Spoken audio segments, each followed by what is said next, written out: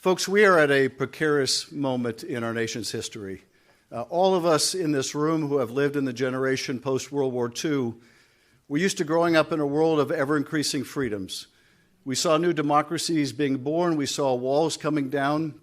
We saw our freedoms expand, the freedom to speak our mind or practice our faith or to love whom we would love. And we thought that this was inexorable, that it was like the moral arc of the universe always bending towards justice.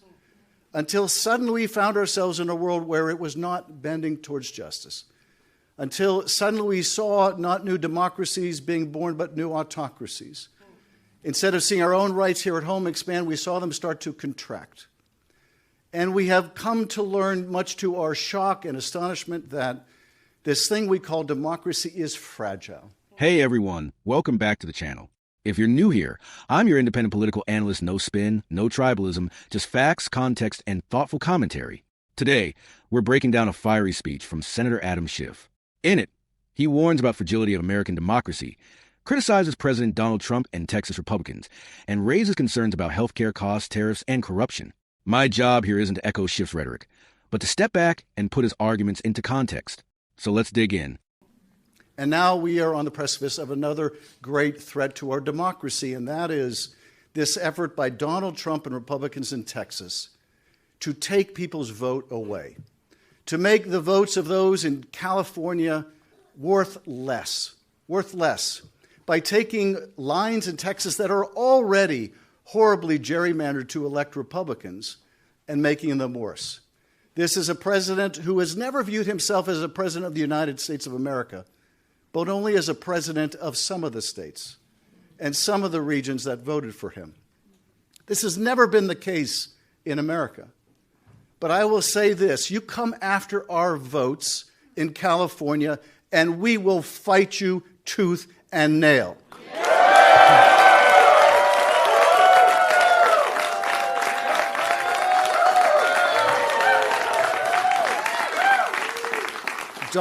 Donald Trump, you do not poke the bear.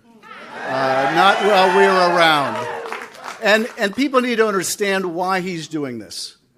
They just passed in Congress the most reprehensible bill, their big ugly bill, that is raising health care costs for millions of people. It's going to cost millions of people their health care.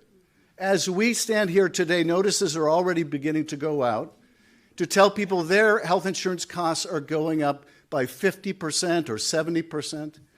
People now, parents that are off buying back-to-school things for their kids, are seeing backpacks up 30% because of his stupid tariff wars, and pens and pencils costing even more. They're having to tell their kids they can't engage in certain extracurricular activities because they just don't have the money. People losing their health care, their costs are going up. This guy ran on a platform of bringing down the cost of the American people, and he's a failure. He's a failure.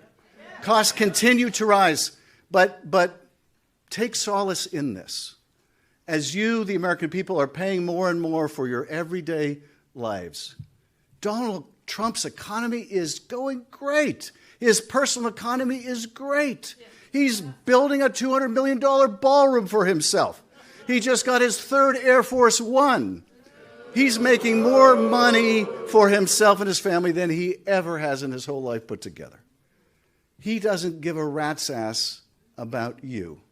Not in California, not in Texas. He only cares about himself.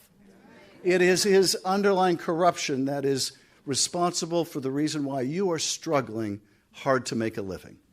And we are going to fight back. We're going to make sure that here in California, your vote matters. If they're going to play with fire, we're going to fight fire with fire.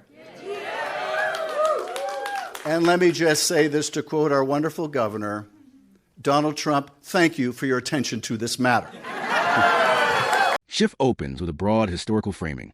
He recalls the decades after World War II, an era many Americans associate with expanding freedoms, the fall of authoritarian regimes, and the spread of democracy. But he argues that today, things feel different. Instead of new democracies rising, we're seeing more autocracies. Instead of rights expanding at home, he says they're starting to contract. Political science research does support part of this claim. Groups like Freedom House have tracked what they call democratic backsliding worldwide.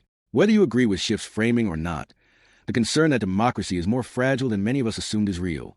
Schiff then zeroes in on President Trump and Republicans in Texas. He accuses them of trying to weaken California's influence by worsening gerrymandering. Here's some context. Gerrymandering, the drawing of electoral districts to benefit one party, is a long-standing feature of U.S. politics. Both Democrats and Republicans have done it when they've had the power. Schiff's larger point isn't really about California directly losing votes, but about whether the system is fair and whether representation is being distorted. That's a bipartisan issue, even if it's being framed here through a partisan lens. Next, Schiff attacks Republican-backed legislation that he argues will raise health care costs and strip coverage from millions. Health care has always been one of the deepest divides in U.S. politics. Republicans say rolling back parts of the Affordable Care Act reduces costs and increases choice. Democrats argue those moves hurt affordability and coverage. On tariffs, Schiff blames Trump's trade policy for driving up consumer prices. Everything from backpacks to pens and pencils. Economists generally agree tariffs function like a tax on consumers. The debate is whether that short-term pain is worth it to protect American industries long-term. Schiff clearly comes down on the side that families are the ones paying the price. The sharpest part of Schiff's speech is personal, accusing President Trump of enriching himself while everyday Americans struggle.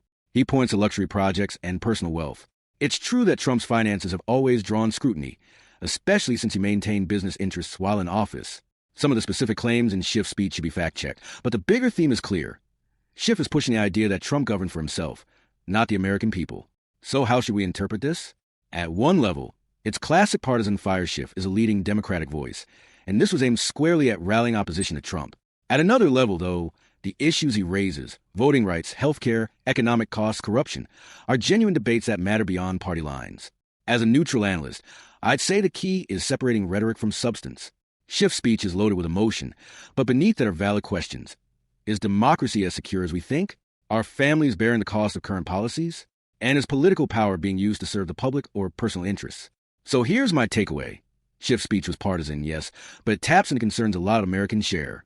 The health of democracy, the fairness of representation, and the everyday costs families face. These are issues that don't disappear when a campaign ends. Thanks for watching. If you found this breakdown helpful, don't forget to like, subscribe, and share your thoughts in the comments. I'm your independent political analyst, and I'll see you in the next video.